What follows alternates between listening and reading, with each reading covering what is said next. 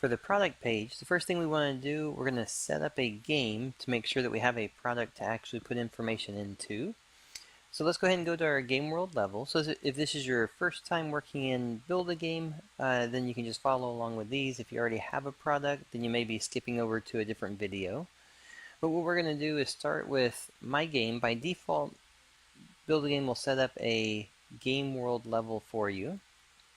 I'm going to go ahead and go over to my left tab story on the plus button here, and we're gonna find from our tile sets a tile that we can use for our icon. So I'm going to use this guy right here, our tile guy.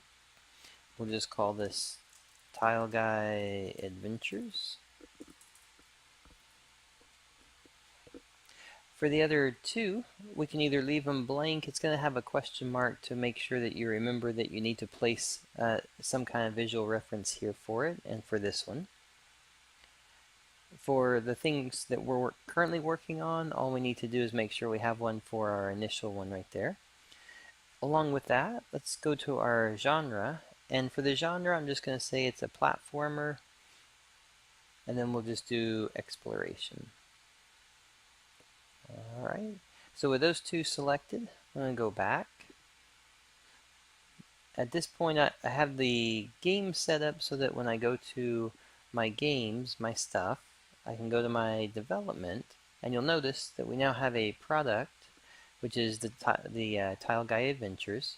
It's set for the category type to be the platformer that we chose. If we click on it, it's going to open up the product page. This is going to be the development side so that you can work over your screenshot images, your backgrounds, your costs, the public, private, state. We're going to take a look at each one of these states in individual videos. That way we can kind of walk you through expectations and things that you should consider to have set up so that your product represents itself really well on the storefront, and it's easier for someone to read it, understand it, and feel comfortable with purchasing it, whether it's for silver coins or gold coins, but in either case, they want to have a good experience across the board with it. Alright, so at this point though, we have our basic elements set up and ready. Then in the next video, we'll just start walking through each panel set here and describe what to do and how to set them up.